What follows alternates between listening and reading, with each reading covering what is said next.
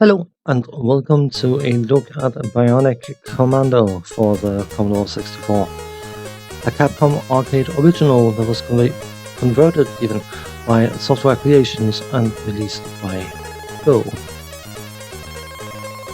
To cover the plot of this game, and I can't help but wonder how many arcade originals I'd say did have a plot, because unless such a plot would be listed in-game, it would be incredibly difficult to find out such information back then.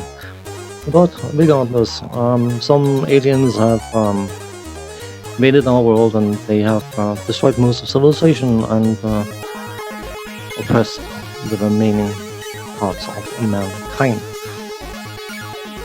Mankind has been completely and utterly defenseless against the onslaught, but have in secrecy spent 10 years trying to develop means to fight back against the aliens.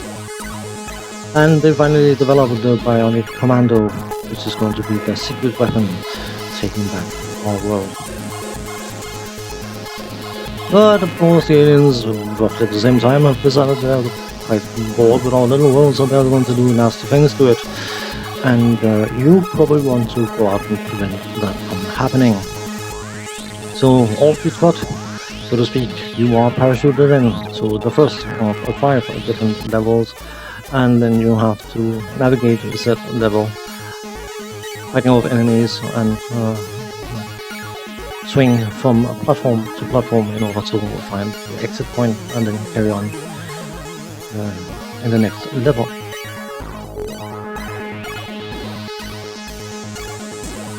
You are in control of a Bionic Commando, as you may have gathered already. And the Bionic part is the fact that the Commando has a Bionic arm that he can send out and use as a grappling hook, which is not just a gimmicky thing.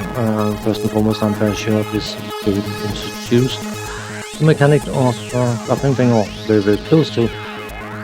But since the Commando can't jump, you have to use the Bionic arm to navigate different platforms, and as such it is quite a vital tool in your toolbox.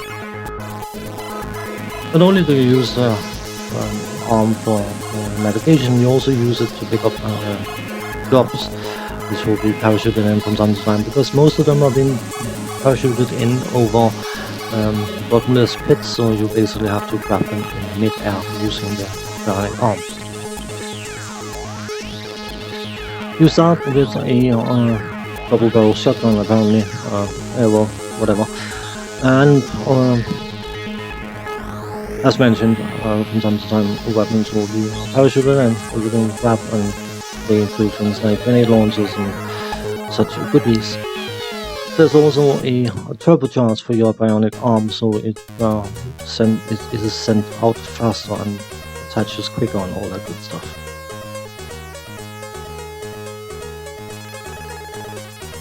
From a graphical point of view, if you compare this to the arcade original, the Commodore 64's one weakness has always been not epic color palette, I think it's fair to say. And as such, arcade conversions sometimes look a bit flat compared to the original material, but for a Commodore 64 game, I think the color use is perfectly serviceable, and the graphics in general is perfectly fine. You can easily identify your player character and bad guys, and the platforms that you can navigate. So, as such, everything works perfectly fine. The sound effects, that is incredibly easy to cover because there are no sound effects to cover, so yeah, job's done. Music, which is represented by Tim Fulham, who of course have or had a certain reputation for good quality music, and I would say the music of this game is a bit of a mixed bag. Personal opinions aside, the title music for me sounds like a bunch of 6-year-olds getting completely and utterly drunk and then assaulting a bunch of defenseless instruments, and yeah. The in-game music though sounds incredibly honky and spiffy and suits the game, fits the game, all that good stuff, and as such I have no complaints about the in-game music. Controls are what you hope them to be, left-right will do left-right things, and down to duck. The fire button will shoot your weapon, whatever kind it might be, and fire and up and fire, and using the angles will send your bionic arm in set a direction, and you can then use that to pull yourself up to other platforms. The controls are responsive, and nothing feels out of place, nothing feels sluggish, and yeah, I have no issues with the controls at all. The gameplay, of course, is a platform action game where you have various different enemies you can fight off and have to find the exit. The various different enemies comes in various different shapes and sizes. You have normal men who just try to shoot at you, and then you have men patrolling, or aliens I assume they are, patrolling back and forth with a huge bayonet and weapon even.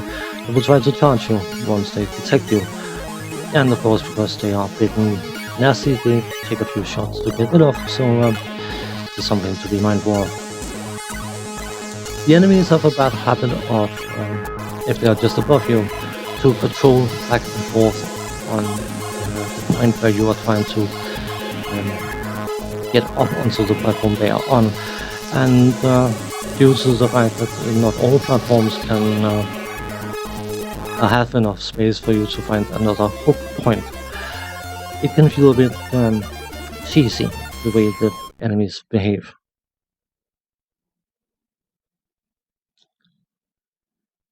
One of the things I find most challenging when making these kind of videos is trying to remember a time before a mechanic had been seen a billion times, because of course we have seen grappling hooks and bungee ropes and whatever else we've seen plenty of times since the release of this game, but I'm fairly sure this game was one of the first, if not the first, to introduce a mechanic, and as such it would have been very, very exciting, or at least for certain people. And having the majority of the movement depend on the bionic arm could have been a bit of a gamble, but for this game it works perfectly fine. All in all, it's not a game that's going to stand out as being particularly epic, but it's not a game that's going to stand out as being particularly bad either. And on that note, I will say thanks for watching, take care, see you next time, bye bye.